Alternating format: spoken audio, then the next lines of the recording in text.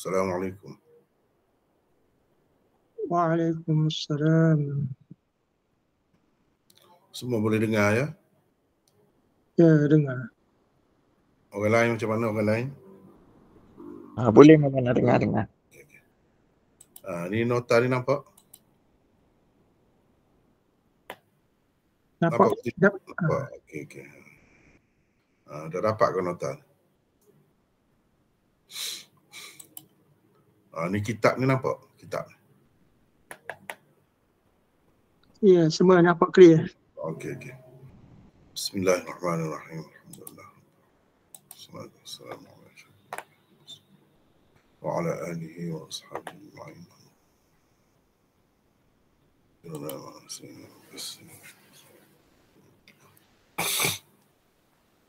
Alhamdulillah, kita dapat bersama lagi malam ni dalam kuliah Sunan Abi Daud seperti biasa.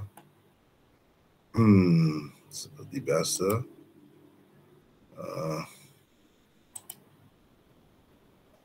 Iaitu pada hari Isnin. Hari Isnin. Malam ni kita akan mula baca bab ke-17. Bab ke-16 kita telah pun bincangkan sebelum ini. Bab ke-17 di bawah kitab Al-Janaiz ni, masih lagi di bawah kitab Al-Janaiz. Tajuknya ani babu ma yustahabbu min husni dhanni billahi indal maut.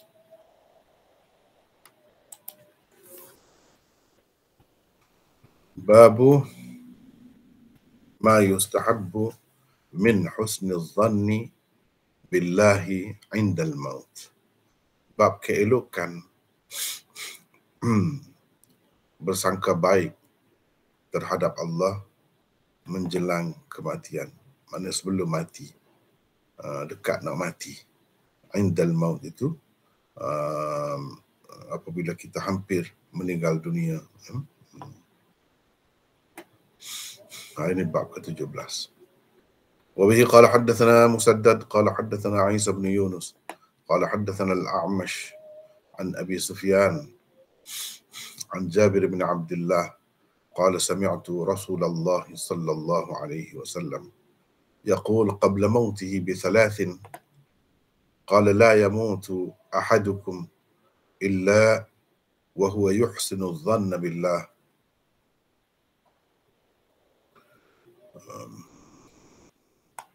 Dan seterusnya bab ke-18. Bab ma yustahabbu min tathhiri thiyabil mayyit indal maut.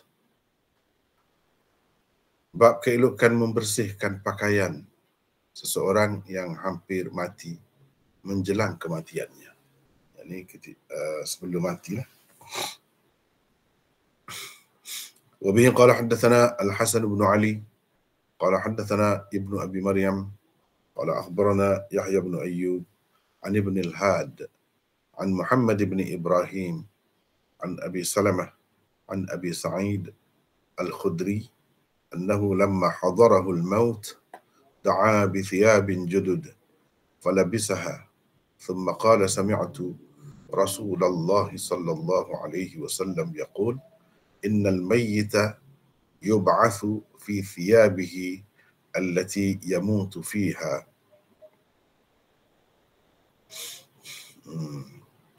Itulah hadisnya.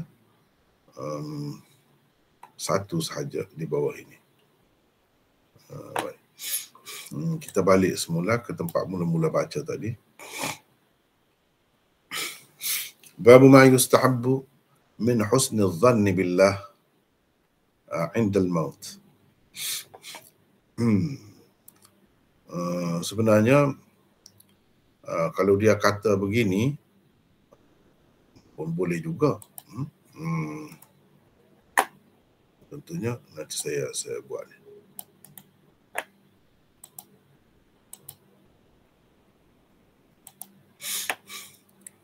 Babu istihbab.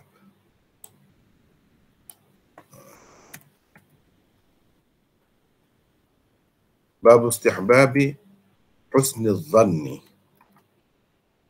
billahi 'indal maut. Gitu. Jadi ma yustahabbu min itu ditukar dengan istihbab saja. Bab istihbabi husnul dhann billahi 'indal maut. Itulah terjemahan ni. Terjemahan ni sebenarnya berdasarkan takwilan ini, berdasarkan bentuk ini, bentuk yang kedua saya buat ni. Bab istihbabi husnul dhanni billahi 'indal maut, قبيل الموت، عند حضور أمارات الموت dan sebagainya. Jadi keelokan itu terjemahan kepada istihbab, keelokan, ataupun istihbab itu masdar kepada istahabba, yastahibbu istihbaban, maknanya menganggap elok, mempercayai elok, bagus.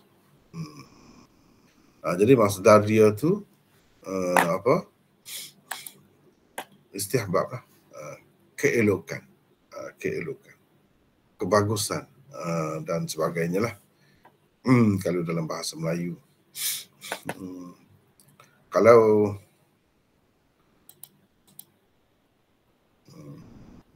dengarkan semua ni? Dengar. Kalau kita kira yang asal ni,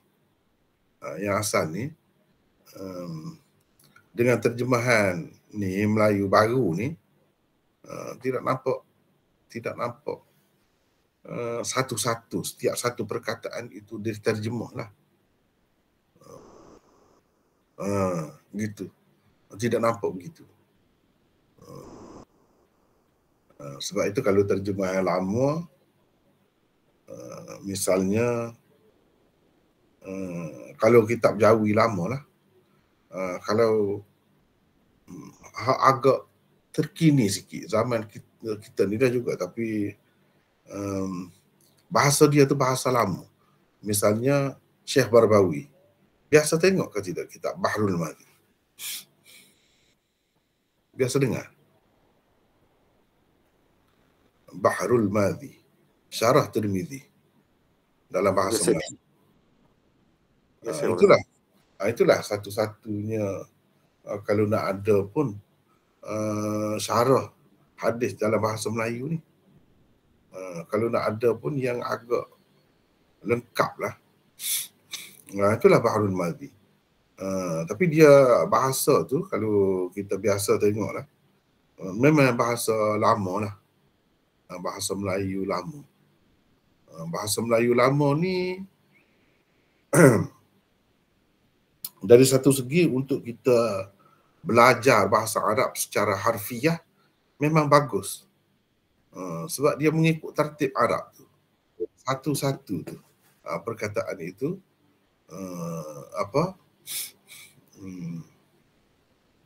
diterjemahkan satu-satu. Dia bukan ambil mafhum apa tidak. Gitu. Jadi kita nampaklah setiap perkataan itu diterjemah. Tapi dia jadi perkataan sahaja Melayu. Penggunaan bahasa tu sebenarnya dari segi kaedah apa semua tu bukan Melayu. Gitu. Bezanya. Kalau kita kata di sini, contohnya,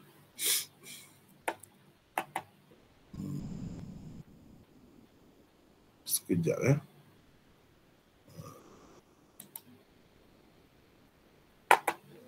Mana ni?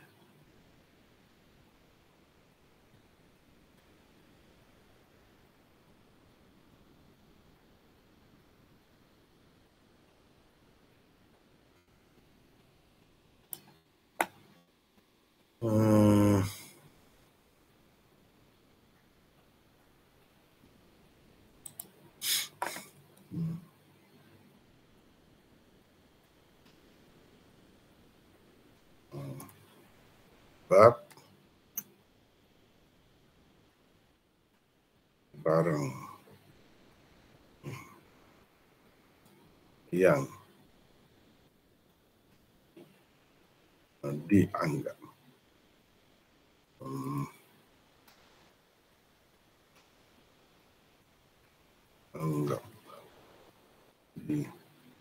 dianggap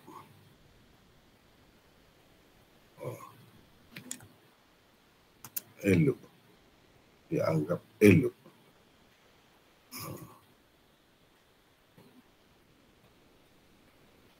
Elok daripada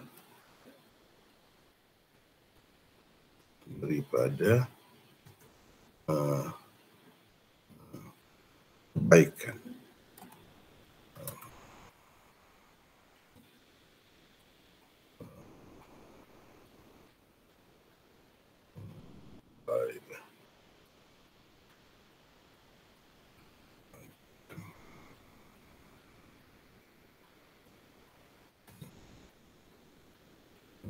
Kebaikan,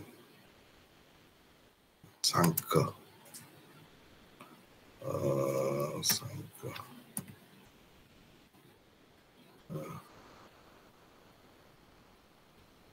akan Allah terhadap kebaikan sangka dengan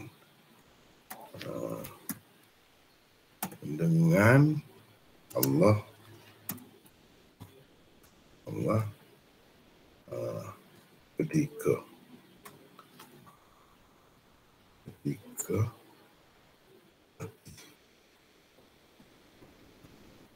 ketika mati. Ni saya tulis ikut Jawi. Saya tulis ikut Jawi, nampak tu kan? Nampak kan tidak tu? Nampak Maulana. Nampak. Ni bab ni, ni terjemahan kepada bab ni lah. Ma tu barang. Diterjemah begitu. Barang. Yustahabbu yang dianggap, dikatakan atau dianggap elok. Elok. Min daripada. Husni kebaikan. Azan sangkaan. Boleh kita. Sangkaan. Dengan Allah. Billah. Dengan Allah.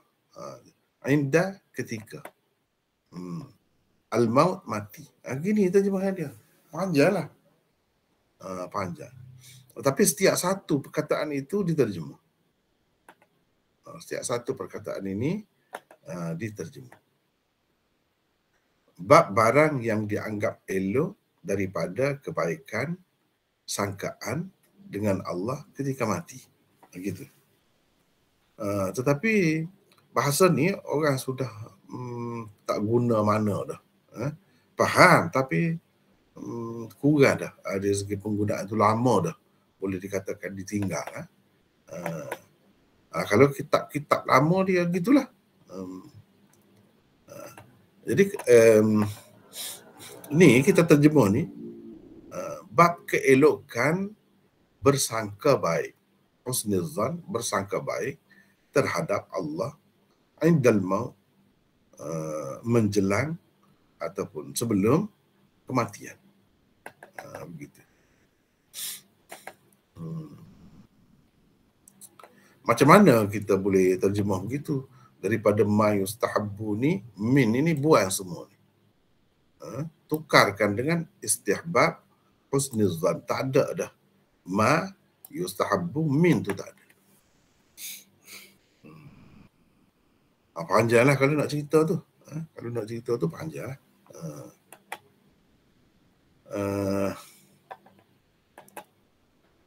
Kepada orang yang belajar bermakna. Kepada orang yang belajar bermakna ni. Semua ni. Maknanya yang saya sebut tu begini, akan datang banyak. Kita akan bertemu ayat-ayat seperti ini. Dan bila kita bertemu ayat-ayat seperti ini, maka ginilah sepatutnya kita kena faham. Contohnya, ini bab 17.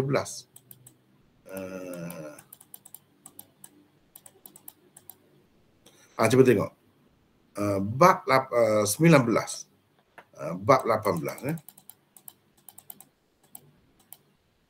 Babu ma yustahabbu juga. Min. Yustahabbu ma yustahabbu min juga. Kemudian bab ke 19. Bab ma yustahabbu. Ma yustahabbu. Ini sentiasa ada begini. Sentiasa ada begini. Jadi apabila kita menterjemah, adakah kita nak terjemah harfiah begini? Kalau terjemah kitab lama, berdasarkan kitab lama beginilah. Kalau baru sikit, barang ni dia terjemah apa? Bab apa yang dia anggap. Barang tu maksud apa yang dia anggap. Elok, min berupa sangkaan baik, husnuzan. Husnuzan sangkaan baik, bukan kebaikan sangkaan. Ini kan kebaikan dulu sebab husni duduk dulu. Azan itu kemudian, dia duduk kemudian. Jadi kalau bahasa Melayu lama ni dia betul-betul mengikut tertib perkataan dalam ayat bahasa Arab tu. Dari segi mudah, kalau kita nak belajar Arab, memanglah mudah yang ni. Tapi dari segi penggunaan bahasa dengan ruh bahasa Melayu moden ini, dia tidak begitu, orang tak guna dah begini. Tak apa, saya kekalkan dulu. Nak bincang ke tidak ni? Kalau nak bincang, saya nak teruskan. Kalau tidak, saya tinggal sajalah perbincangan. Dari segi seni nak faham tajuk dia tu maksudnya. Kalau nak bincang, tak apa saya bincang. Kalau tak nak bincang sebab dalam syarah dia, dalam ulasan saya pun saya tak bincang benda-benda tu. Kita bincang di luar begini saja. Macam mana tu? Saya nak persetujuan. Kalau setuju macam mana, saya boleh bincang. InsyaAllah. Nak bincangkah kenapa jadi gini? Nak. Atau tak payah pakai tinggal begitu ya. Ini tajuk dia. Nak, boleh? Nak bincang. Terutamanya saya rasa bermakna kalau bincang ni kepada orang yang sudah ada asas bahasa Arab. Sikit sebanyak. Lain kali bila bertemu begini, ginilah kaedahnya. Ginilah kaedahnya. Macam mana jadi gini? Nanti saya sebutlah. Kalau nak bincang, boleh bincang. Begini. Babu ma ni ma apa ni? Ma ni ma mausulah dipanggil. Ma mausul. Ma isim mausul.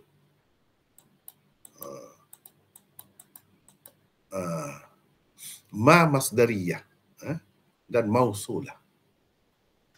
Ma masdariyah mausulah. Itu orang panggil. Ma ni ma apa? Itulah. Satu, dia haraf masdar. Haraf masdar ni dia mempunyai kuasa untuk mengubah fi'il selepas dia. Macam di sini yustahabbu. Dia ada kuasa untuk mengubah perkataan fi'il selepasnya menjadi masdar. Ni cuba tengok ni. Istihbab. Macam mana jadi masdar? Yustahabbu jadi masdar. Ini disebabkan oleh ma. Bila kita bawa kepada masdar, tak adalah ma tu. Tak adalah masdar. Sebab ma tu masdariyah. Mengisyaratkan kepada perkataan selepasnya, fi'il itu digunakan, boleh kita ubah kepada masdar. Bila kita ubah kepada masdar, yustahabbu, istahabba, yastahibbu, istihbaban. Jadi yustahabbu ni fi'il bina majhul. Fi'il bina majhul masdarnya sama juga, istihbab. Majhul ke ma'ruf ke sama. Masdar dia istihbab. Jadi ni yang dibawa ni, yang saya buat ni, istihbab ni masdar kepada yustahabbu. Macam mana kita boleh keluarkan masdar tu? Kita tahu daripada ma ni. Sebab ma ni dia ada kuasa untuk mengubah fi'il selepasnya jadi masdar.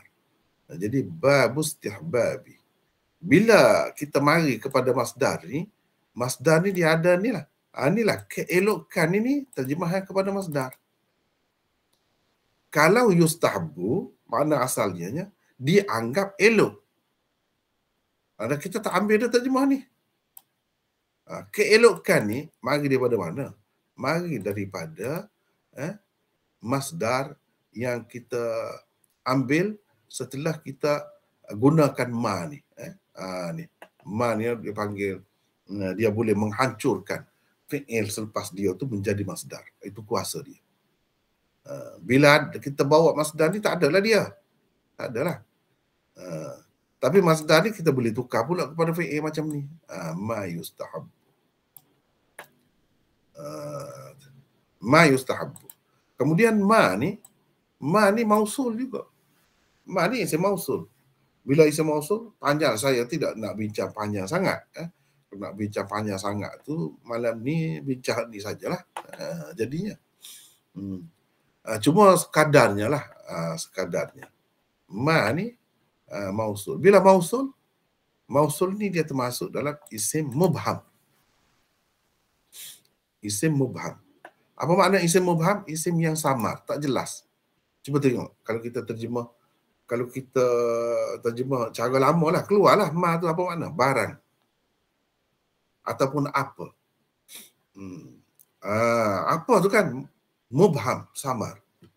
Apakah atau barang? Ini barang, apa barang yang disukainya? Barang yang disukainya. Barang tu tak jelas. Ataupun apa yang disukainya ialah sekian-sekian. Misalnya kita kata. Apa yang disukainya ialah kuih sekian-sekian. Kalau kata apa yang disukainya sekadar tu tak jelas. Samar. Apa tu? Perkataan apa tu orang panggil mubham. Samar. Tidak jelas. Sama ada kita terjemah apa ke barang ke. Orang dahulu dia terjemah barang.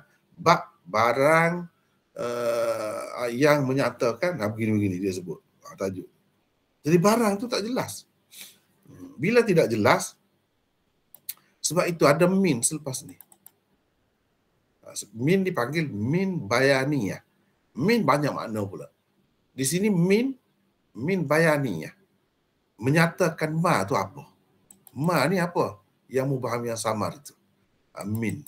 Sebab itu selalu juga kita boleh terjemah min di sini, kalau min bayaniyah kita terjemah berupa.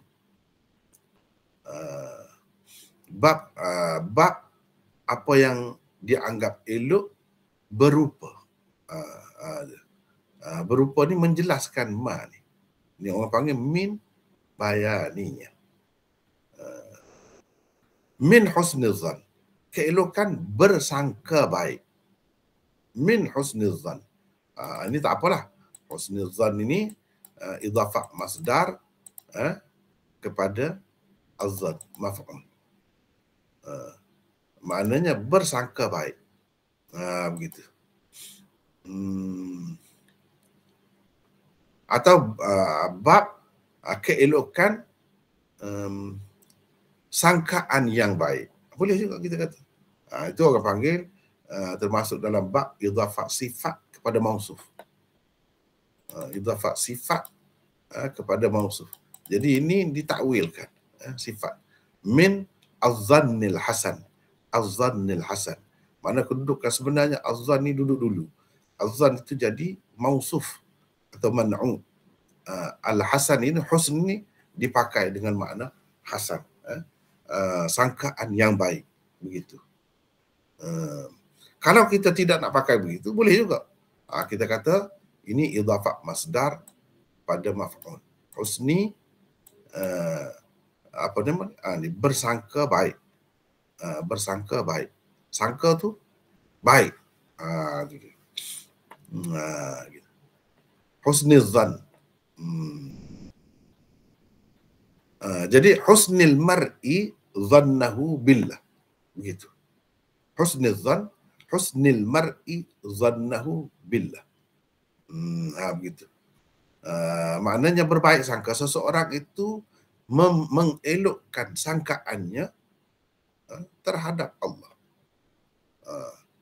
Jadi idhafah masdar ni kepada maf'ul. Fa'ilnya dibuang. Husnil mar'i zannahu. Al-zannani zannahu billah. Begitu.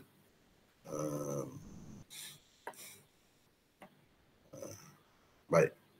Kalau kita setelah kita gunakan ma ni, kuasa ma ni menghancurkan yustahabbu ni, dia jadi gini. Istihbab. Bab istihbab husnul zan billah indal maut.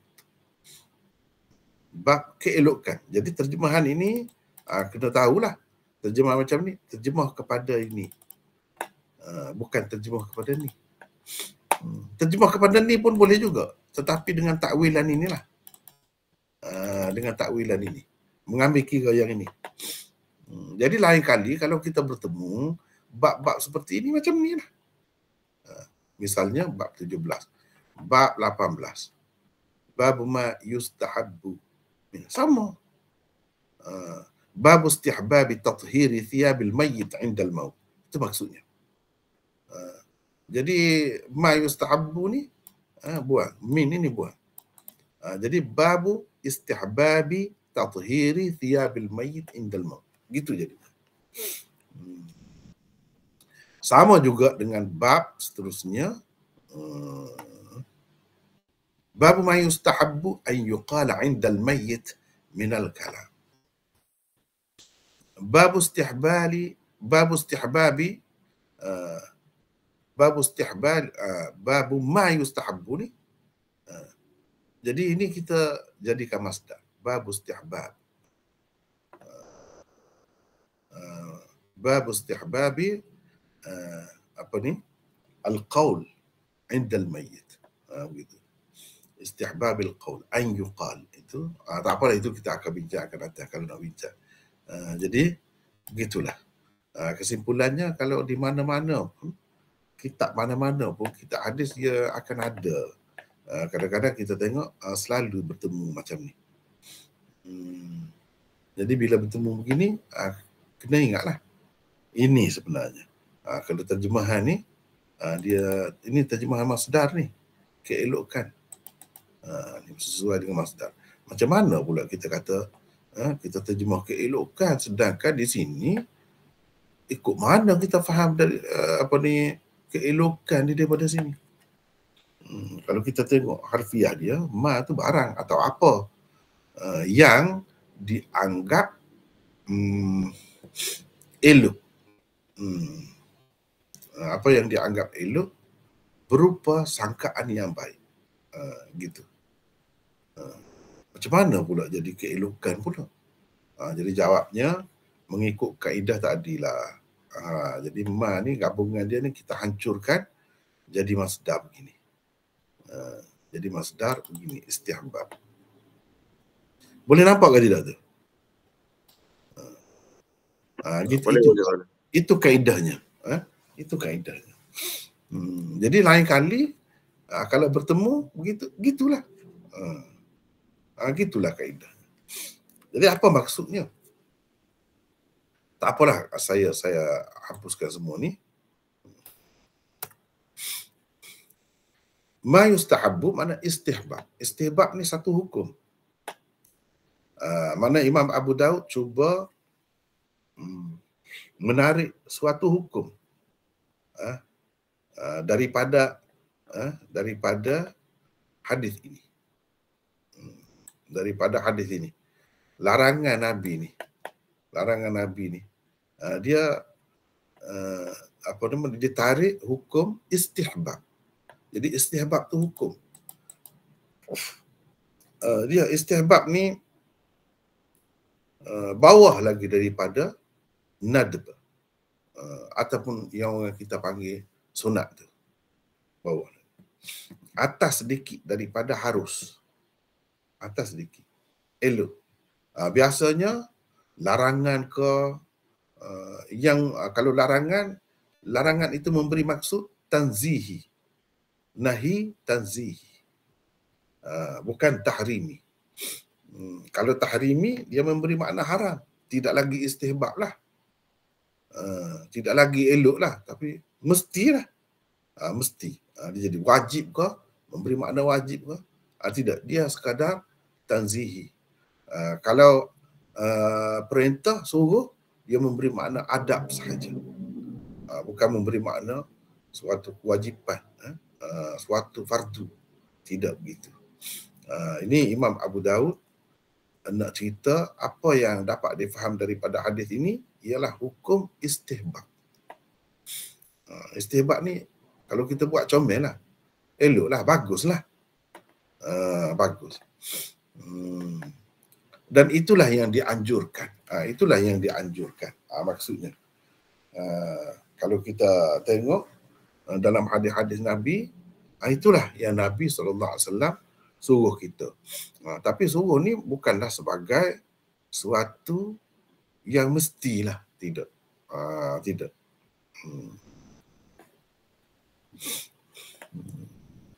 Jadi istihbab husnizan, bersangka baik.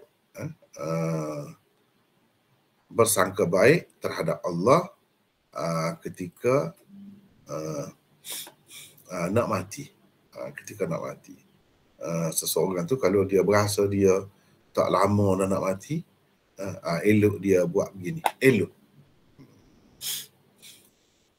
Istihbab. Baik. Bab keelokan bersangka baik terhadap Allah menjelang kematian.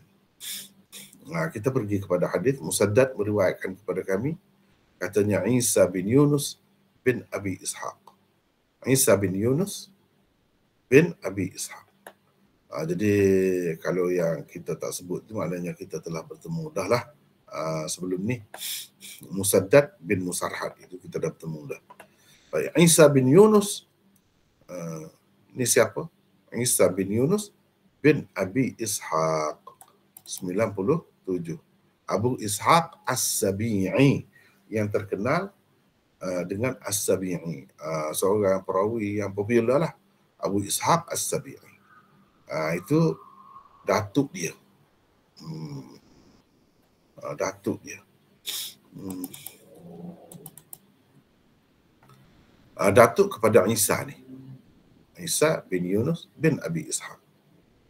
Abi Ishaq tu sendiri namanya apa? Amar. Namanya Amar. As-Sabi'i Al-Hamdani. Seorang perawi thiqah. Hadis-hadisnya terdapat di dalam ke-66 kitab utama hadis. Isa bin Yunus meninggal dunia pada tahun 187 Hijrah. Itu cerita perawi yang kita belum bertemu lagi. Secara ringkas saja pengenalan tentang dia tu begitu. Meriwayatkan kepada kami, katanya Al-A'mash. Ini perawi yang popular selalu bertemu, iaitu Sulaiman bin Mihran. Meriwayatkan kepada kami daripada Abi Sufyan.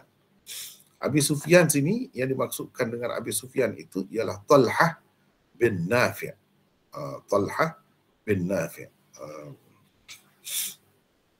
Jadi yang dalam bracket ni tak ada lah. Cuba kita tengok ni, Abi Sufyan. Abi Sufyan mana ni? Jadi Abi Sufyan ni, untuk menjelaskan, kita buat dalam kurungan ni, Talhah bin Nafi'. Siapa dia ni? 98. Al-Iskaf Al-Qurashi, maula mereka, Al-Makki. Jadi Al-Iskaf dia ni, Abu Sufyan ini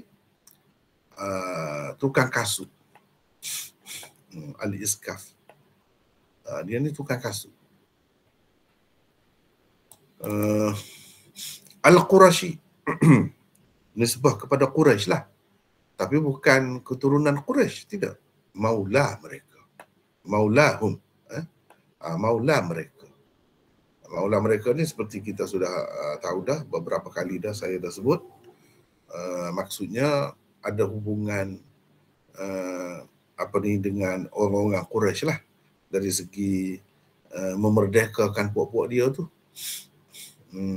keluarga dia ataupun nenek moyang dia tu ada kena-mengena dengan orang Quraisy.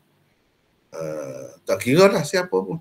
Jadi dia boleh pakai nisbah itu, Al-Qurashi itu.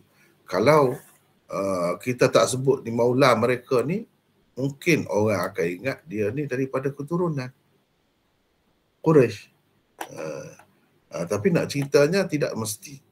Dalam kitab-kitab rijal disebutkan dengan jelas tentang nisbah-nisbah yang diberikan kepada seseorang perawi itu. Sebab nisbah itu kadang-kadang tidak menunjukkan keturunan. Ia menunjukkan walak sahaja. Walak.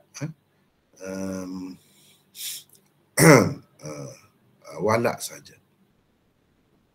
Walak tu maksudnya inilah siapa ni? Abu Sufyan ni, Talhah bin Nafi' ni, sama ada dia sendiri ke atau ayah dia ke, sesiapalah, jadi hamba kepada mana-mana orang Quraisy. Lepas tu orang Quraisy itu memerdekakannya. Maka adalah hubungan walak atau terjalinlah hubungan walak, wala'ul itqi orang panggil. Hubungan apa nama ni, gitulah dia panggil, hubungan walak kerana memerdekakan. Ada jasa dia lah, ada jasa yang sangat besar, sangat bermakna kepada keturunan Abu Sufyan ini. Dan dia boleh pakai nisbah itu, dia boleh kata Al-Qurashi untuk keluarga dia, keturunan dia sampai bila-bila. Itu kelebihan wala itq. Sebab dia memerdekakan itu satu budi lah, budi yang sangat besar kepada keluarga ni Abu Sufyan ni. Sebab kalau tidak mungkin keluarga dia tu lebih lama lagi, beberapa keturunan lagi jadi hamba. Bila orang merdeka tu tak ada kena bayar apa semua, tiba-tiba jadi merdeka. Macam mana jadi hamba banyak ni, maula-maula banyak ni? Sebab di peringkat awal dahulu Islam ni perang kan, pergi berperang. Bila pergi berperang tu, mana kena tawan tu jadi hamba lah. Gitu. Jadi bukan orang Islam saja buat kepada orang kafirnya. Sistem dunia pada masa itu memang begitulah yang terpakainya. Di mana-mana orang kafir pun buat begitu. Bahkan mereka buat lebih dahsyat lagi. Lebih dahsyat lagi. Sistem perhambaan yang mereka pakai itu lebih dahsyat lagi. Cuma dalam Islam ni ada juga, oleh kerana orang kafir pun terima benda tu, orang kafir lah yang dipakainya. Jadi kita pun jadi macam terpaksa kena pakai jugalah. Tetapi Nabi SAW memberi galakan, dan itu memang terbukti dalam sejarah. Galakan supaya memerdekakan hamba-hamba ni. Memang betul diterima hamba, tapi galakkan untuk memerdekakan hamba tu banyak sangat. Setengah-setengah tu kerana sesuatu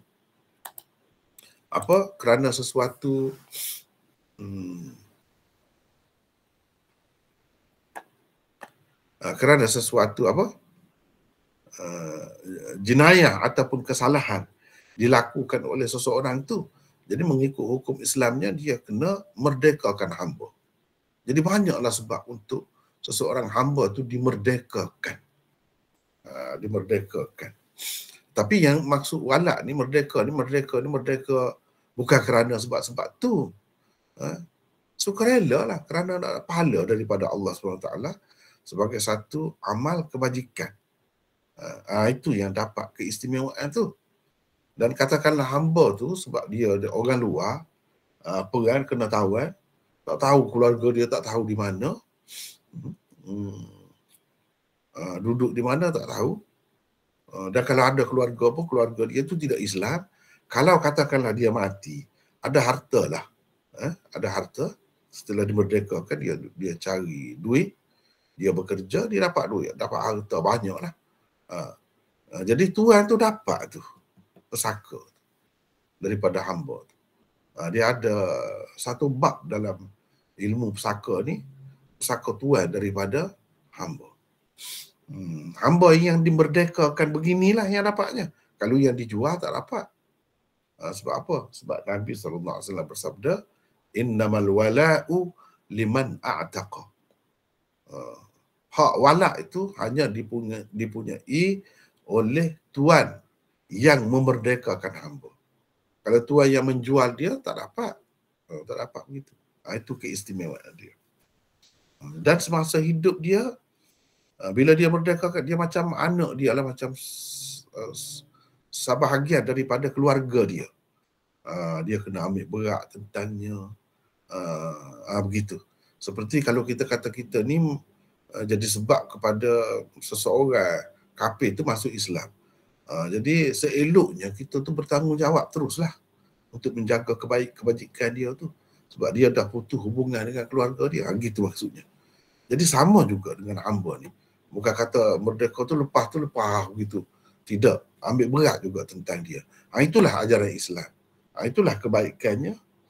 Sistem perhambaan dalam Islam ni nak banding dengan sistem perhambaan yang wujud pada masa itu. Walaupun Islam terima, tapi banyak sekali peraturan-peraturan tu kalau kita perhatikan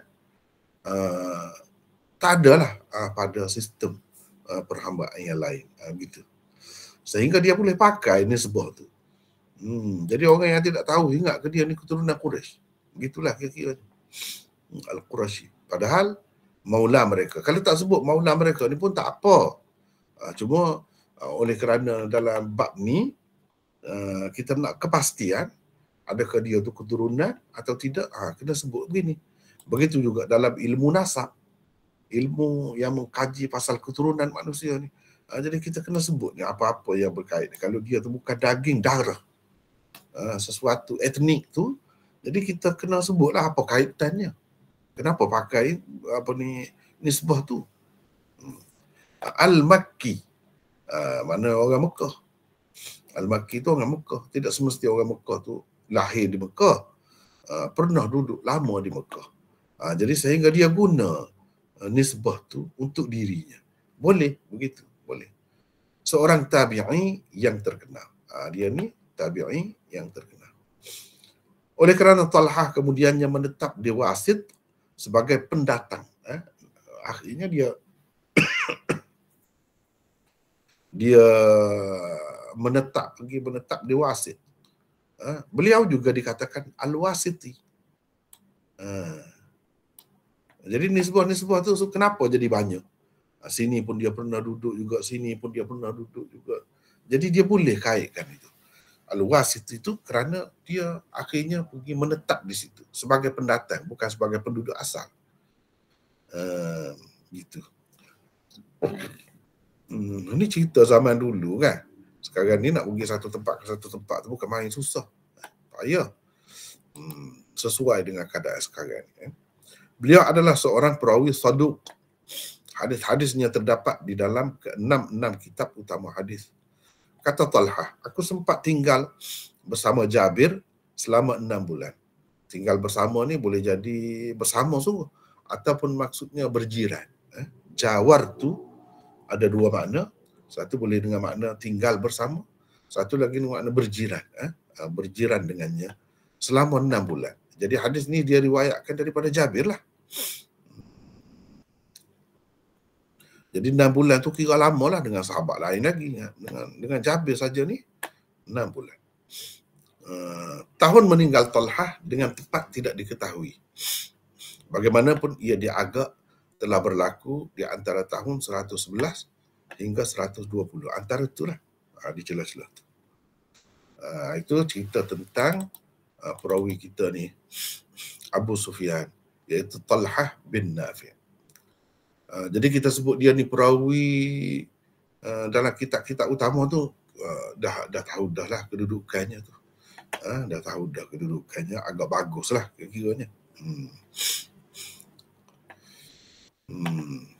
Walaupun saduq tu mana tidak begitu tinggi lah ta'dil, lafaz ta'dil yang diberikan kepadanya, tetapi dia ni perawi ada dalam kitab-kitab tu. Daripada Jabir bin Abdullah. Jabir bin Abdullah salah seorang sahabat yang banyak meriwayatkan hadis. Beliau berkata, saya mendengar Rasulullah sallallahu alaihi wasallam 3 hari sebelum meninggal bersabda, janganlah seseorang daripada kamu mati melainkan dalam keadaan ia bersangka baik terhadap Allah. Itu. Dia dengar. Jadi di sini ada dua perkara yang saya nak menarik perhatian, yang saya tak tulis. Saya tak tulis. Dalam ulasannya, dalam syarah tu tak ada. Yang pertamanya, saya mendengar Rasulullah SAW 3 hari sebelum meninggal. Sebelum Nabi meninggal dunia, 3 hari sebelum tu. Dia boleh sebut dengan tepat. Dia ingat dengan baik lah maknanya. Jadi Nabi sebut tu kira-kira dekat dia nak meninggal lah. Dan dia sebut tu berkenaan dengan orang yang nak mati juga. Janganlah seseorang daripada kamu mati melainkan dalam keadaan ia bersangka baik terhadap Allah. Tentu sekali Nabi SAW ni dia amal lah apa yang dia sebut ni. Orang lain pun dia nak begitulah. Jadi kena bersangka baik terhadap Allah. Jadi dua perkara saya sebut tadi yang kita nak bincang di sini, sebab saya tak sentuh tu dalam syarah di bawah tu. 3 hari. 3 hari itu bahasa kita. Kalau kita perhatikan di sini, bi thalathin qabla mautihi bi thalathin. 3 saja dia sebut tu. Bi thalath, 3. 3 sebelum meninggalnya. 3 apa? Maksudnya 3 hari lah. Tapi di sini sebenarnya penggunaan thalathin ini tidak memberi makna hari. 3 ni memberi makna malam. Dia memberi makna malam. 3 malam sebelum kematiannya. Tapi maksud malam tu, kalau kita, bahasa kita tak guna malam. Kita sebut hari, 3 hari. Berapa hari kamu di sana? Orang tak kata berapa malam kamu di sana. Dia kata berapa hari? Saya duduk di sana 3 hari. Saya duduk di sana 5 hari. Begitu. Hari yang disebut. Maksudnya bersama dengan malam dia lah. Begitu juga kalau dia sebut 3 malam, bersama dengan hari dia lah. Tapi dalam bahasa Arab ni dia sebut 3 malam. Bukan 3 hari. Padahal di sini dia sebut 3 sahaja. Mari daripada mana? Kita ambil daripada mana hari ni? Padahal sebenarnya kalau kita nak takdir thalathin, baru ni kita dah bincang alif lam tu ada kalanya alif lam iwad. Alif lam tu isyarat kepada mudhafun ilaih yang mahdzuf. Qala fi taqrib, maksudnya taqribut tahdzib. At-tahdzib tu bukan, sebab tu letak alif lam pada at-taqrib tu. Baru ni kita bertemu begitu. Malam ni kita bertemu nakirah. Tanwin ni thalathin. Thalathin ni tanwin iwaq nama dia. Tanwin ini dia banyak ada sudut keserupaan lah. Walaupun dia berbeza, tapi sudut keserupaan dengan alif lam tu. Alif lam menunjukkan ma'rifah, dia menunjukkan nakirah, tapi dia banyak sifat-sifat dia tu ada lawan dia tu, berlawanan dengan yang satu lagi tu. Itu kaedah bahasa Arab tu. Jadi kalau nak kira di sini bithalathin, kalau kita bawakan mudhafun ilaih dia, semestinya kita kata bithalathi layalin, begini. Bithalathi layalin. Jadi tak ada dah sin tu, tanwin tu tak akan ada. Tanwin tu ada tu untuk isyarat kepada mudhafun ilaih yang mahdzuf, yang dibuang. Jadi yang dibuang tu apa? Layalin. Layalin. Bithalathi layalin. 3 malam. 3 malam sebelum meninggalnya. Kenapa kita tidak kata 3 hari? Thalathin. Tak boleh. Ini mengikut kaedah ni. Kalau dia nak cerita hari, dia tak boleh kata thalathin. Dia kena kata thalathatin.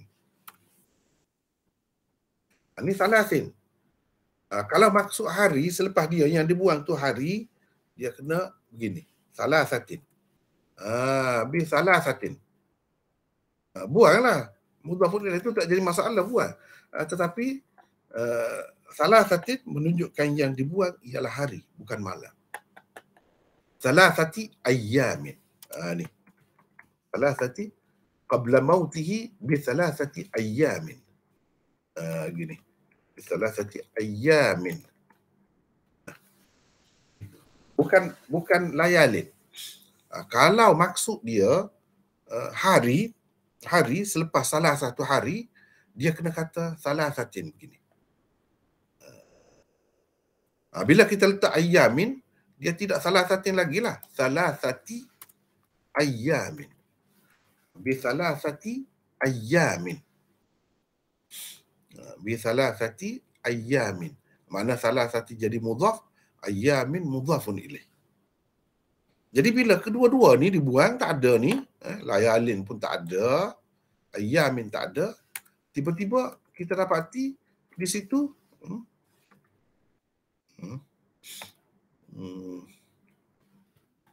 yang adanya ialah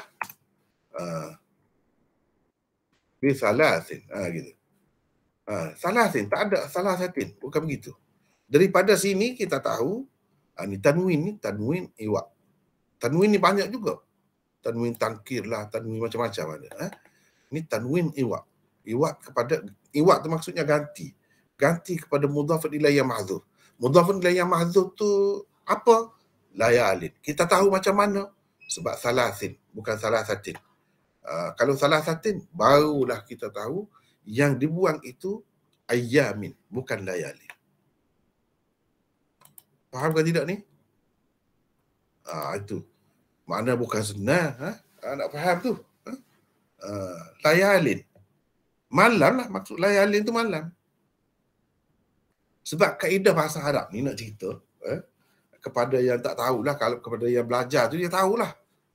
Antara bab yang paling susah dalam bahasa Arab ialah bab adat. Bab bilangan. Bab bilangan paling susah. Antaralah, banyak lagi yang susah. Yang susah tu je. Banyak lagi. Tapi ini salah satulah yang susah. Jadi kita kena, mana saya nak tengok ni, mana sahabat-sahabat kita ni. Nak jelaskan ni, kalau dapat malam ni, yang mana tak dapat lagi malam ni dapat, alhamdulillah. Kalau dapat dah tu dia lagi kemah lah, lagi faham lah. Dia kaedah bahasa Arab ni adat dengan ma'dud. Adat bilangan. Mesti ada benda yang dibilang. Misalnya sini 3. Itu bilangan. 3 apa? Hari. Hari itu yang dibilang.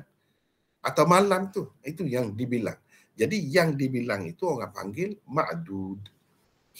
Jadi kaedahnya adat dengan ma'dud ini, adat dengan ma'dud ini dia terbalik. Kalau ma'dud dia muzakkar, adat dia kena muannas. Kalau ma'dud dia muannas, adat dia kena muzakkar. Gitu kaedahnya. Tapi bukan semua juga. Bukan semua. Dia ada daripada sini sampai sini nombor. Daripada 3 sampai 10. Gitu. Kalau lepas tu macam lain pula kaedah dia. Dia banyak kaedah. Susah. Agaknya lah. Boleh kita bincang sikit lah. Agaknya kenapa yang jadi payah? Bahasa yang begitu payah lah kita kata. Allah SWT pilih untuk jadi bahasa Quran ini. Kalam dia tu dalam bahasa Arab. Kenapa gitu agaknya? Bolehkah sesiapa bagi pandangan? Sahabat-sahabat kita ni malam ni. Apa faedahnya? Itu soalan pernah ditanya oleh abang saya sendiri.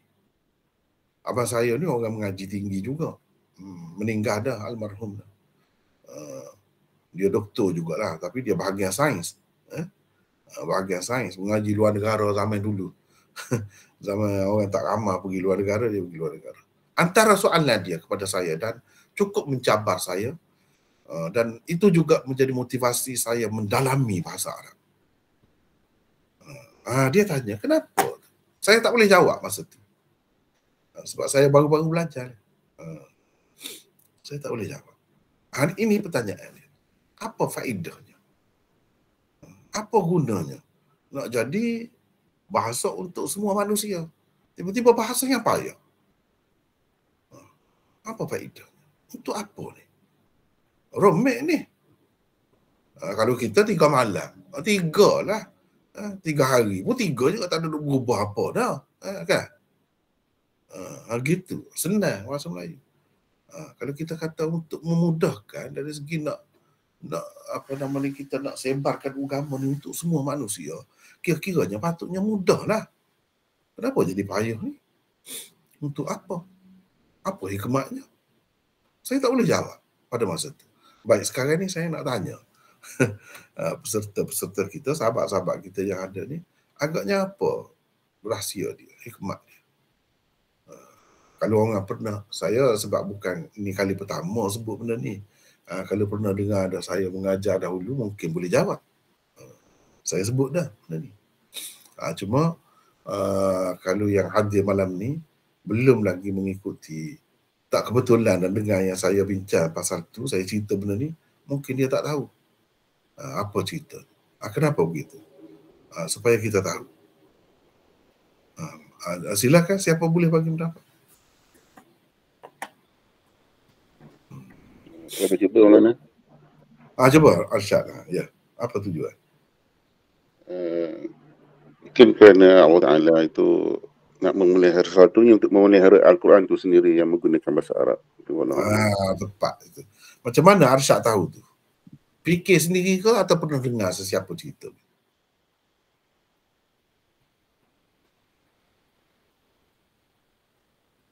Arsyad, dengar ke tidak tu? Dengar Maulana. Saya baca tafsir. Ya, saya ada mana? Ada. Ya, macam mana Arsyad tahu tadi tu? Jawapan tu tepat tu, kena.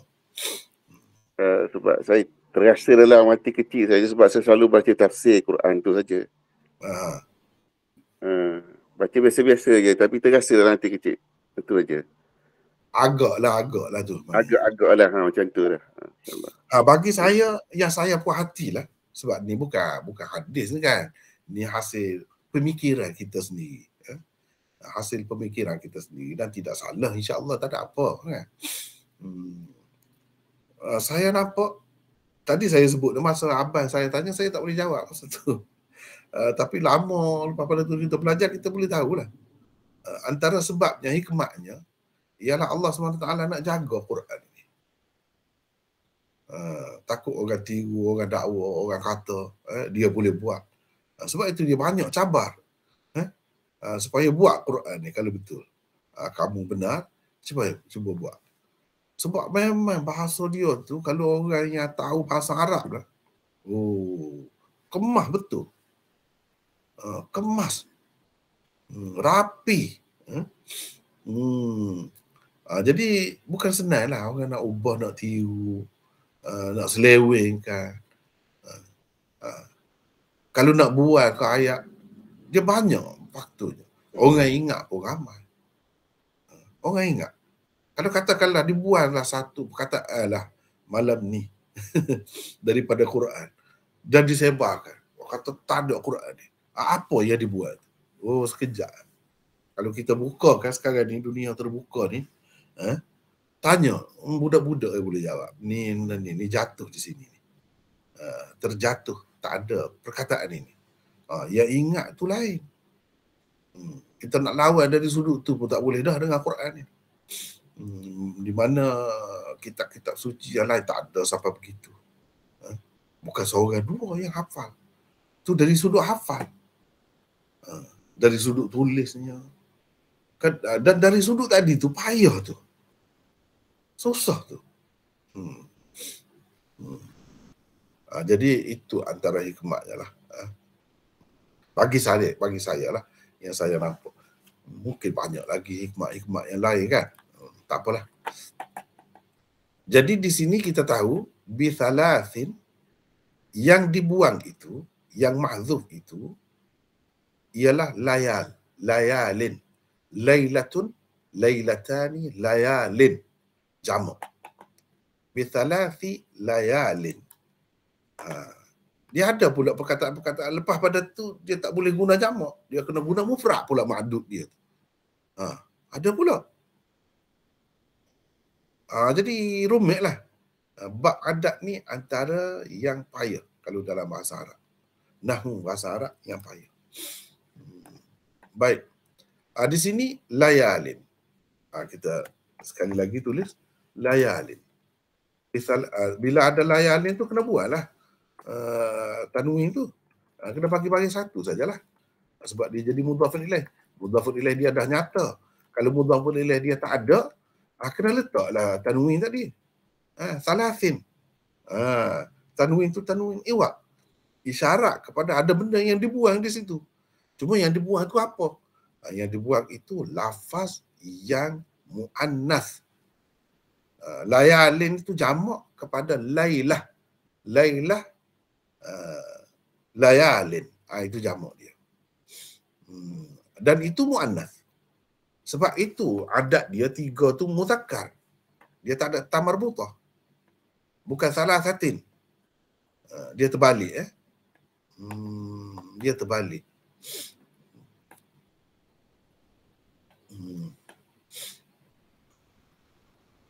Dia terbalik. Kalau salah satin, dia kena ayyam di sini. Sebab ayyam itu muzakkar. Hari, siang makna hari, itu muzakkar. Yaumun, yaumani, ayyam. Ayyam tu jamak pada yaumun. Yaumun itu muzakkar. Dengan sebab itu, kalau muzakkar yang kita andaikan selepas dia tu, dia semestinya kena ada ta marbutah. Salah satin, begitu. Saya nak tunjuk. Sekejap tengok. Dalam Quran disebutkan sakharaha alaihim sab'a layalin wa thamaniyata ayyam. Itu contoh.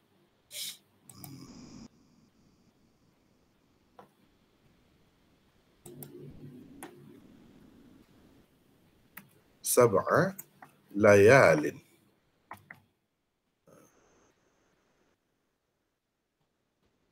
Kita tengok. Dah bertemu.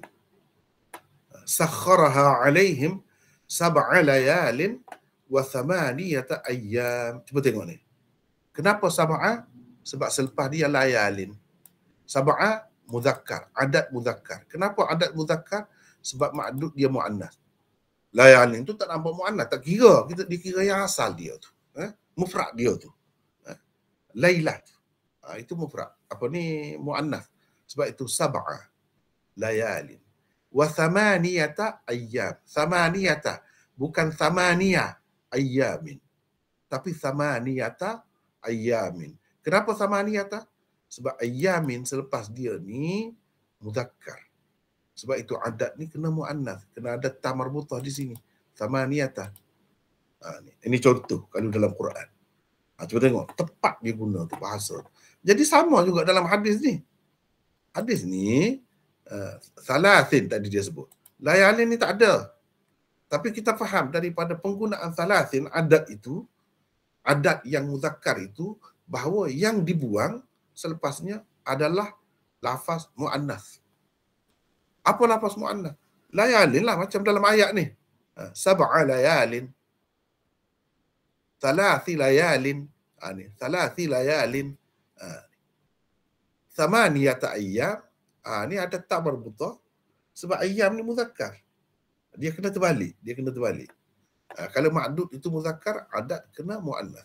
Kalau ma'dud itu muannas, adat kena muzakkar. Begitu kaedahnya. Ni dalam Quran yang ada sebut. Padahal kalau kita terjemah Melayu, sama saja 7 malam, 7 hari, sama aja. Tak ada beza. Tapi bahasa Arab jangan. Dan dia buang tu. Buang pun tak jadi masalah buang. Tak jadi masalah. Kita boleh tahu yang dibuang tu apa. Maknanya misalnya kita kata Nabi SAW bersabda begitu 3 biji sebelum kematiannya. Takkan nak kata gitu. 3 buah sebelum kematian dia. Sebelum meninggal. Takkan nak kata begitu. 3 batang sebelum kematiannya. Apa makna? 3 tu boleh macam-macam 3 tu. Jadi sebab itu bahasa untuk orang bijak. Bahasa Arab ni. Untuk orang cerdik. Memang orang cerdik suka macam ni. Memang mencabar akal dia. Kalau nak mudah tak boleh. Bahasa Arab ni. Dia benda-benda macam ni lah. Kita boleh tahu. Sebab apa dia kata ni bahasa ni untuk manusia. Manusia tu kan cerdik. Jadi kalau kita ada hazaf, ada takdir, ada buang situ, buang sini, ada isyarat, dia akan faham. Sebab manusia ni cerdik. Bukan untuk hemar, kata dia. Bahasa ni Tuhan buat allamahul bayan. Tuhan ajar kepada manusia. Khalaqal insan allamahul bayan. Dia tak ajar kepada makhluk lain. Sebab apa? Sebab manusia ni boleh faham benda macam ni. Cuba perhati tu. Jadi bithalathin, ini satu perkara. Cuma dalam layalin malam, kenapa saya terjemah hari? 3 hari. Itu mengambil kira penggunaan dalam bahasa kita. Kita tak kira hari. Kita tak kira malam. Kita tak sebut malam. Berapa hari Encik mahu duduk di hotel saya ni? Cuba tengok. Hari. Dia tidak sebut malam. Maksud hari tu sekali dengan malam dia lah. Tahu dah tu. Kalau sebut malam pun sekali dengan hari dia lah. Tapi kalau Arab dia sebut malam. Dia tidak sebut hari. Masalahnya apabila bahari kita bawa ke dalam bahasa kita, kita kena sesuai lah. Tapi kita tak kena tahu asal dia tu yang dibuang itu malam. Saya tahu. Tapi kenapa saya terjemah hari? Itu kita sesuaikan dengan cara kita. Sesuaikan dengan cara kita, penggunaan dalam bahasa kita. Sebab orang Melayu, dia tak kata malam, dia sebut hari. Misalnya tadi kita nak pergi duduk di hotel 3 hari, 4 hari, kita tak sebut malam. Dia sebut dalam borang dia tu kan, berapa malam kita nak isi borang, dia sebut hari. Tapi kalau Arab, dia sebut malam. Kenapa? Ada maksud dia juga. Sebab kiraan hari ni, siang malam ni, kalau mengikut Islam, mengikut bulan, kiraan bulan, sebab apa ni Islam ni dia banyak bulan, dia kira bulan kan. Dia bermula dengan malam. Macam hari ni, hari Isnin. Kan? Jadi malam ni yang kita belajar ni, malam Selasa. Bukan malam Isnin. Kalau mengikut cara Arab ni. Ni malam Selasa. Sebab hari Selasa bermula dengan malam. Jadi bermula dah hari Selasa tu dengan malam ni. Sebab tu bila kita bulan puasa tu, malam tu tak puasa lagi, besok puasa tu. Malam ni dah tarawih dah. Kenapa? Sebab masuk dah bulan Ramadan tu. Walaupun tak sampai besok hari lagi. Tak sampai lagi. Tak puasa lagi. Tapi dia kira dah. Sebab kira mula dengan malam. Bukan kira mula dengan hari, siang. Tidak. Adapun kita kira hari. Jadi hari ni hari Isnin. Hari Isnin malam, kata dia. Maksudnya malam ni. Hari Isnin malam. Tapi kita tak kata ni malam Isnin. Tak. Tidak.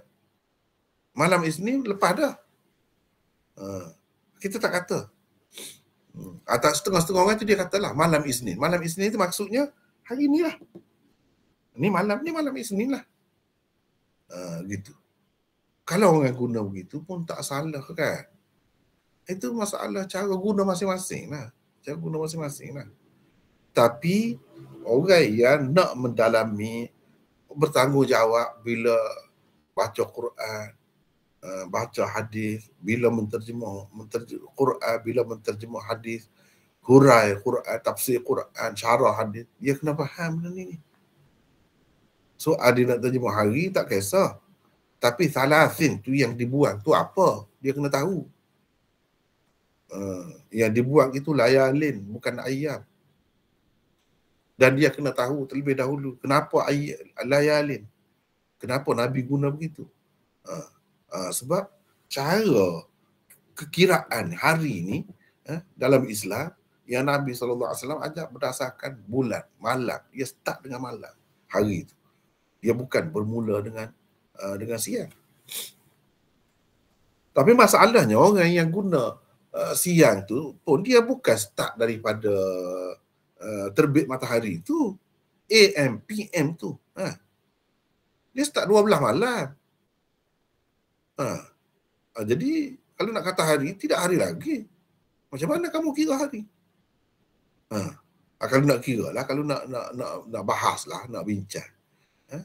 Hari sepatutnya bila terbit matahari lah baru hari. Sebelum tu tidak hari lagi. Tapi kita dah kira dah. Itu PM, AM. Apa? 12 tengah hari itu kira sampai ke malam tu AM. Lepas tu PM kan? Dia begitu. Cara tu bertukar tu. Jadi itu masalah ni bila dia terima begitu, terima je lah. Jadi hari ni maknanya dia bermula daripada 12 malam tu. Kira hari, malam tu sampai 12 malam nanti. Gitu. Walau bagaimanapun kita kena tahu. Itu satu ya. Yang saya nak menarik perhatiannya, satu di situ. Yang kedua, jadi kena buat lah ni sebab ni tak ada ni. Maknanya penggunaan ni sahabat ni sebut ni. Mana sahabat ni pun bahasa Arab dia kemah. Bukan Nabi sahaja yang kemah bahasa dia.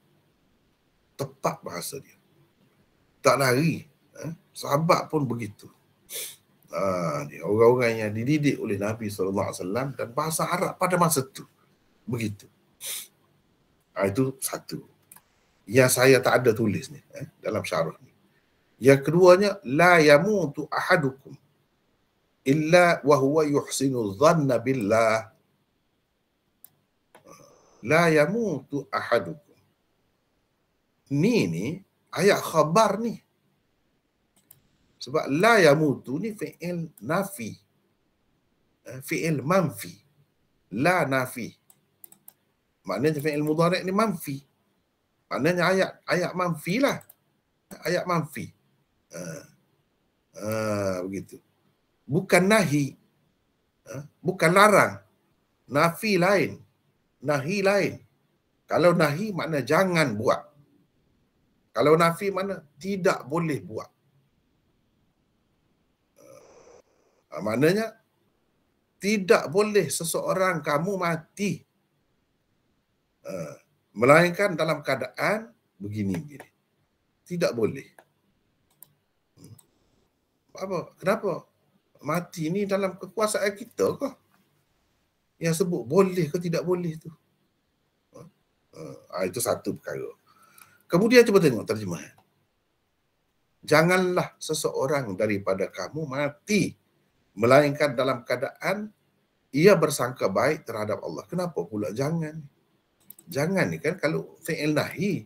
Sedangkan di dalam hadis ni fi'il nafi. Ni fi'il nafi ni la nafi. Ayat manfi.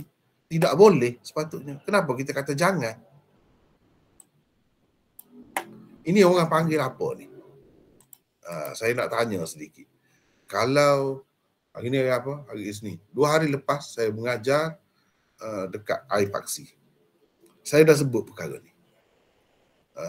Kalau yang dekat tu dia pergi, dia dengar sendiri secara langsung. Kalau yang jauh pun dia ikuti yang saya mengajar hari Sabtu baru ni, saya dah sebut benda ni. Satu kaedah. Jadi kaedah apa tu? Siapa boleh sebut? Siapa boleh sebut? Ni fi'il nafi tapi saya terjemah jangan. Takut-takut begini, kata salah terjemahan tu. Kalau nak terjemah jangan ni dia kena begini. Dia kena begini. Dia kena begini. Bukan la yamutu, tetapi la yamut. Gitu. La yamut. Gitu. Ni baru la nahi. Ni la nahi. La yamut ahadukum. Janganlah seseorang kamu mati. Ini baru janganlah. Ini la yamutu. Kalau la yamutu, itu bukan nahi. Tapi nafi. Ayat manfi. Ni. Apa kalau siapa boleh jawab? Betul ke tidak saya terjemah? Atau salah? Saya jawab ulana. Sila Wan Zaidi. Dia panggil apa ni, khabariyah lafzan, insya'iyah maknan. Tentu dah ni Wan Zaidi ni ustaz ni. Betul ke tidak? Adalah sikit-sikit. Ya. Sebab jawapan dia tepat tu. Tu kalau orang mengaji dia tahu. Jadi akhi Wan Zaidi, saya terjemah tu kena ke tidak? Janganlah. Atau lebih tepat tidak boleh. Betul lah tu Ustaz. Dia kira insya'iyah maknanya Makna dia kan? Walaupun jumlah tu zahirnya nampak macam cerita ni, la nafi ni macam cerita. Tapi bukan cerita yang dimaksudkan di sini. Yang dimaksudkan ialah nahi, larang. Inilah orang panggil jumlah khabariyah lafzan. Pada lafaznya cerita. Tapi pada maknanya insya. Termasuk dalam insya tu larang. Macam mana Saleh? Saleh nampak dah tadi ke? Nampak Maulana, saya baru faham benda ni. Ini contohnya. Bila bertemu, kita tanya barulah nampak. Kalau tidak, mana contohnya kan? Banyak sekarang. Selalu bertemu. Cuma orang tak perasan lah. Padahal jumlah tu jumlah khabariyah. Macam mana saya terjemuh? Macam jumlah insya'iyah. Macam mana? Dia tak apalah. Ini panjang pula jadi kan. Sebab kalau kita nak cuba kita tengok satu lagi contoh.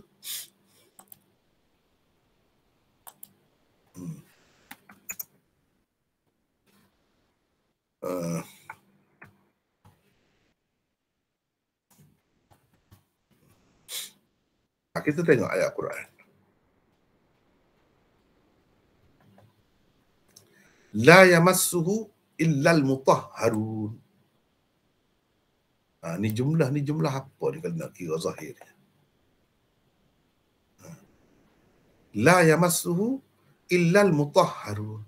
Sama dengan yang kita duduk adab ni. La yamutu ahadukum dengan makna la yamut. Khabariyah lafzan, insya'iyah makna. Tapi di sini kalau kita kata la yamassu, sama seperti la yamutu.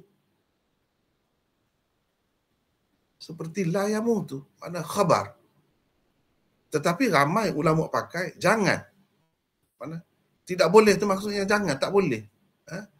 Memegangnya kecuali orang-orang yang suci. Mana adalah suatu larangan kepada orang-orang yang tidak suci itu memegangnya. Memegang Quran Karim tu ni Quran Karim tu. Dia faham ini jumlah ni khabariyah lafzan, insya'iyah makna. Seolah-olahnya di sini Allah nak larang. Hanya boleh pegang tu orang yang suci. Yang tidak suci mana tak boleh. Janganlah. Jadi tidak di situ dengan makna jangan. Sebab itu kalau kita nak cari dalil orang yang mengatakan orang yang tidak suci tak boleh pegang, ayat ni lah yang dikemukakan oleh ulama. Tak ada ayat lain. Ayat ni juga. Orang yang mengatakan kalau sekadar ni Quran lah, tidak pergi kepada hadis. Orang yang mengatakan boleh pegang Quran, walaupun tidak suci, dia pegang dengan ayat ni juga.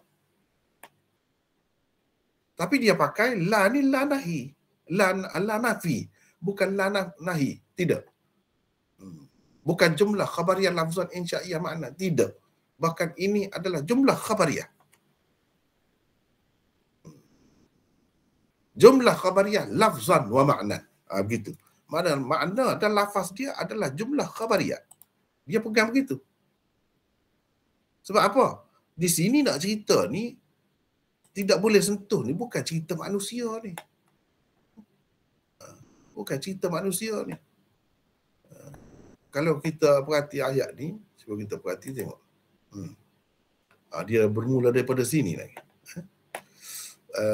Fala uqsimu bimawaqi'in nujum wa innahu laqasamun law ta'lamuna 'azim. Dia pergi. Innahu laqur'anun karim fi kitabim maknun la yamassuhu illa al-mutahharun. Al-mutahharun ni mereka kata malaikat. Tidak. Quran ini Quran yang di langit. Quran sebelum mari ke bumi itu tidak boleh disentuh kecuali oleh orang-orang yang suci, maksudnya malaikat. Bukan cerita pasal manusia ni. Ni cerita tentang alam semesta ni. Cerita tentang bintang-bintang. Bintang-bintang tu untuk apa? Untuk mengawal sesuatu lah. Jadi syaitan kalau kena tahi bintang apa, dia akan mati, dia akan jatuh, dia akan tak boleh ganggu. Nak ceritanya Quran ni turun ni, tanzil, turunnya Quran itu daripada Tuhan semesta alam itu dengan penjagaan yang cukup rapi. Satunya ada mawaqi'in nujum, ada tu bintang-bintang. Yang kedua, ia dibawa oleh al-mutahharun. Tak boleh sentuh, Tuhan jamin. Jangan kamu ragu dengan Quran ini sebab Quran ini tak ada di mana-mana peringkat pun orang yang kotor yang membawanya. Jadi saya takut-takut kita kata syaitan lah yang wahyukan kepada Nabi itu. Dah. Yang bawa tu dengan penjagaan para malaikat. Malaikat lagi, alam sekeliling lagi dengan bintang-bintang yang jaga. Nak cerita itu. Sebab kalau kita kata tidak boleh pegang Quran itu kecuali orang-orang yang suci, mudah saja. Orang tak ada air sembahyang tak boleh pegang Quran. Boleh kalau dia nak. Kalau kita kata tak boleh pegang ni, mana tak boleh lah. Jadi sakit kau? Tergeliak tangan kau? Ikutlah macam mana-mana. Panas kau? Tak ada panas. Orang kafir boleh pegang. Suci kau orang kafir. Sedangkan Allah SWT kata dah, innamal musyrikuna najasun. Dia boleh pegang. Tak ada sakit, tak ada apa. Tak ada halangan. Kalau nak lah. Apa makna tak boleh? Kalau kita kata tak boleh, ni memang tak boleh pegang lah. Tiba-tiba kalau boleh pegang, cerita Allah tu tak betul lah pula jadinya. Ni kan cerita, ayat cerita. Cerita ni sama ada betul atau tidak betul. Dua tu lah. Tuhan kata tak boleh pegang. Tiba-tiba kita boleh pegang. Jadi makna tak betul lah tu. Pula. Apa yang Tuhan cerita. Takkan tak betul. Dengan sebab tu, kita kena pakai dah. Ni bagi orang yang tak setuju lah. Bagi orang yang mengatakan, tak ada wuduk, boleh pegang. Imam Bukhari misalnya. Dia pegang gitulah. Ayat ni tak ada kena-mengena dengan kita ni. Ni cerita malaikat. Kalau kita nak kata tak boleh pegang lah, orang yang tidak suci, kena cari dalil lain. Dalil ini tak boleh, kata dia. Itu. Faham ke tidak cara tu? Jadi di sini, orang yang terima kata dia tu, dengan makna larang, ada mengandungi makna larang. Dia pakai jumlah macam tadi lah. Khabariyah lafzan, insya'iyah makna. Bagi orang yang kata tidak, dia kata ini memang jumlah khabariyah lafzan wa makna. Dia ada khilaf pula di situ tu. Khilaf kaedah. Maka hasil dia pun jadi berbeza juga. Baik. La yamut. Jadi di sini yang sesuainya, sebab kalau kita kata tidak boleh mati. Boleh mati pun. Kalau orang tu sangka buruk terhadap Allah pun. Orang yang bunuh diri tu mati juga tu. Tak boleh mati macam mana? Tak boleh mati macam mana? Melainkan dalam keadaan tu, orang mati. Tu orang bunuh diri tu. Sangka baik kepada Allah tu kalau nak kira. Tidak boleh mati kecuali. Maknanya yang boleh mati hanya yang bersangka baik. Gitu. Tu berapa ramai yang sangka buruk dengan Tuhan mati pun. Sebab tu nak tak nak kita kena pakai ni jumlah ni khabariyah lafzan insya'iyah makna. Maknanya larangan. Bila larangan, boleh kita nak turut, kita tak turut pun boleh. Gitulah jadinya.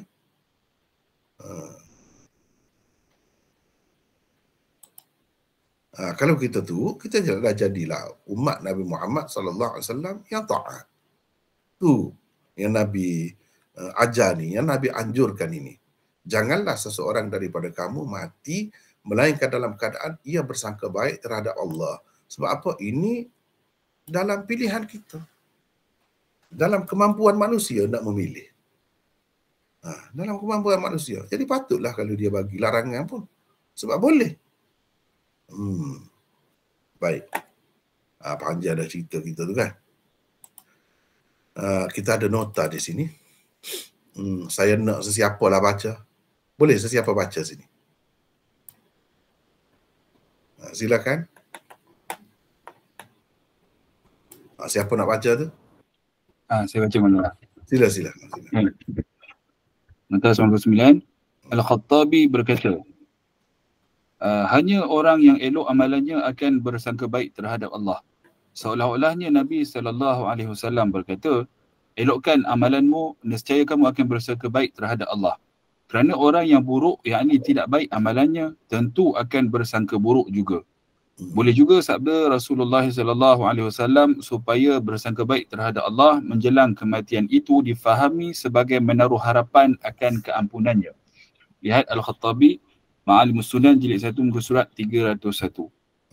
Ar-Rafi'i di dalam tarikh Qazwin pula berkata, boleh jadi juga ia bermaksud mendorong manusia supaya bertaubat dan melepaskan diri daripada segala kezaliman yang pernah dilakukannya. Apabila ia melakukannya, akan eloklah sangkaannya kepada Allah dan akan adalah harapannya mendapat rahmat Allah. Lihat At-Tadwin fi Akhbar Qazwin jilid 1 muka surat 138.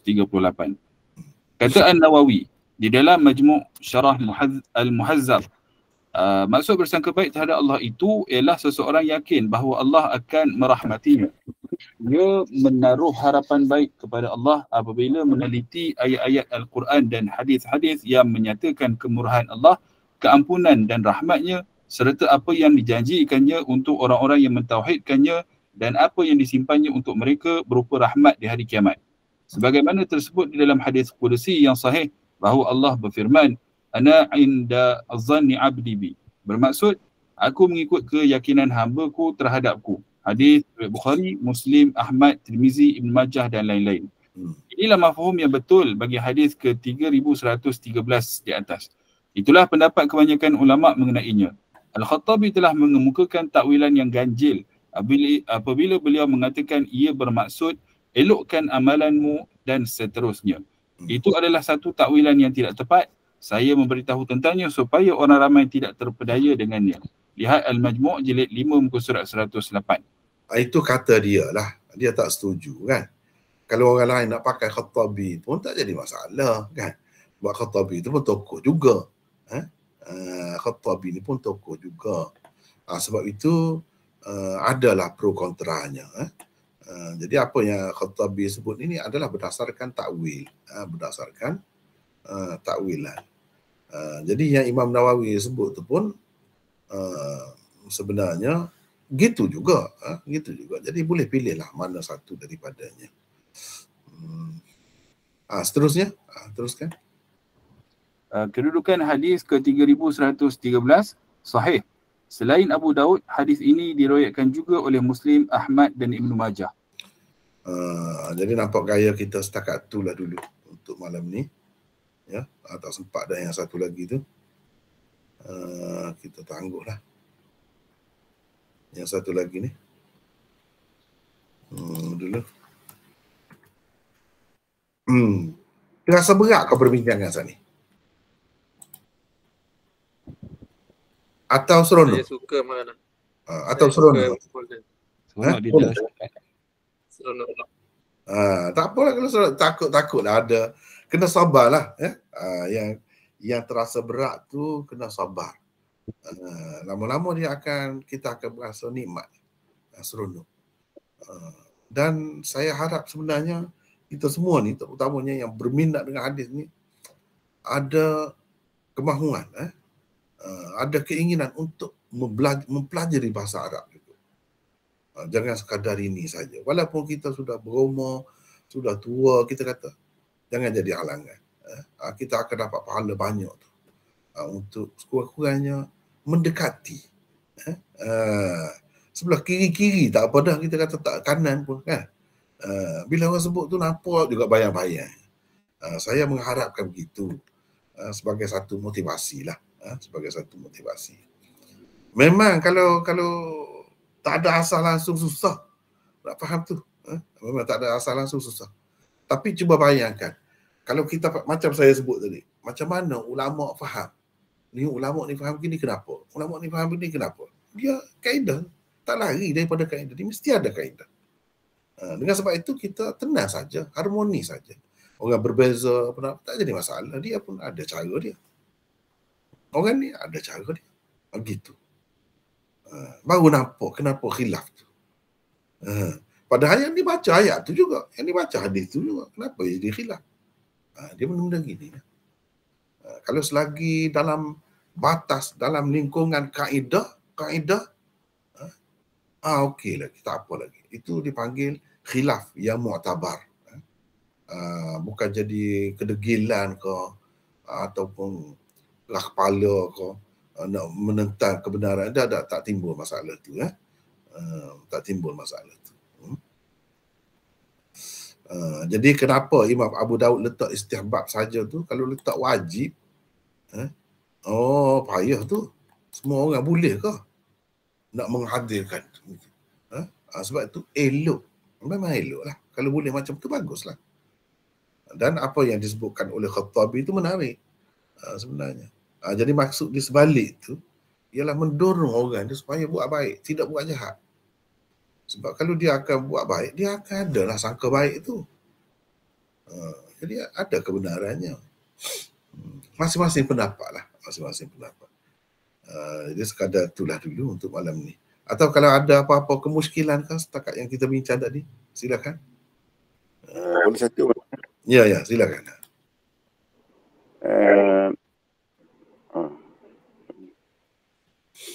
Ataupun tak suka ke cara macam tadi ke? Berat berasa. Dia tanya pasal yang hadis ni. Ya. Dalam saya ada dengarlah daripada tasawuf yang mengatakan apa ni, ada dua, rajak dengan khauf tu. Betul. Adakah berdasarkan pada hadis ni, Maulana? Betul. Berdasarkan hadis ni lah. Terima kasih, itu saja. Berdasarkan hadis ni kira-kiranya ada rajak lah ni. Hadis ni menimbulkan perasaan rajak, harapan yang kuat kita terhadap Allah. Tapi apa yang Khattabi kata tu, kalau orang tu musuh Allah, orang tu menentang agama Allah, macam mana dia nak ada rajak tu? Ada maksiat banyak. Susah tu. Tetapi Islam mengajarkan dia macam mana sekalipun, dia jangan putus asa dengan Allah. Tetap menaruh harapan kepada Allah. Itu yang dikehendaki. Macam mana pun.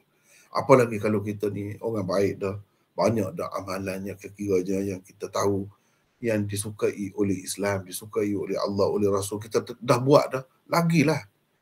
Kita ni sepatutnya jangan takutlah, jangan risau nak menghadapi kematian itu. Dengan adanya amalan-amalan itu, sepatutnya kita lebih mudahlah nak mengharap kepada Allah tu, sangka baik kepada Allah tu. Kita tengok dalam hadis, orang yang macam ni pun Allah SWT ampunkan. Kita dah buat alhamdulillah banyak dah, takkanlah Allah SWT tak ampun. Gitu. Kena tengok contoh-contoh tu. Dia ni berzina, pelacur, tiba-tiba Tuhan ampun kerana ni. Dia ni begini-begini. Kena ambil kira itu. Dekat-dekat nak mati ni jangan ada apa ni, khauf sangat tu, takut mati tu, jangan. Dia kena kalau dalam keadaan biasa, dalam keadaan kita sihat ni, kena itu pandangan ulama lah. Kena banyak khauf, kena kuat khauf, takut kepada Allah. Nak buat sesuatu yang dilarangnya itu, kita kena takut kepada Allah, takut kepada azabnya. Sebab itu dikira berguna kepada kita untuk menghindarkan kita daripada perkara yang tidak baik itu. Jadi itu yang mereka faham daripada hadis ni lah. Itu kesimpulannya. Betul dah tu. Ya. Ada lagi? Silakan.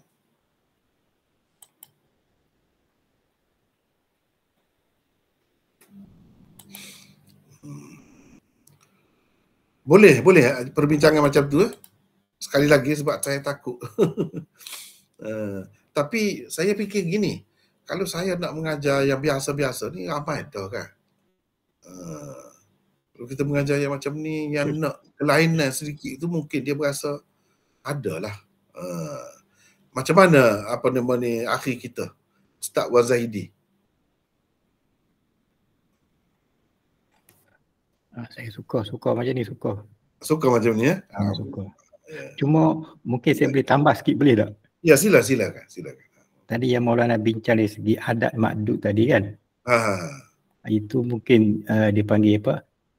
Adat hisabi. Dia ada satu lagi kan adat tertibi. Jadi dia banyak lah. Betul. Adat kasri, adat tertibi, adat wasfi, macam-macam. Memang dia banyak, perbincangan dia luas sangat. Sebab itulah orang duduk sebut-sebut bahasa Arab ni salah satu tempat yang agak susah lah kepada orang-orang yang nak belajar dia bab-bab ni. Ada kebenarannya lah, betul. Ya. Kalau begitu kita setakat tu lah dulu malam ni kan? Boleh? Baiklah, wallahu a'lam. Assalamualaikum warahmatullahi wabarakatuh. Waalaikumsalam Assalamualaikum warahmatullahi wabarakatuh.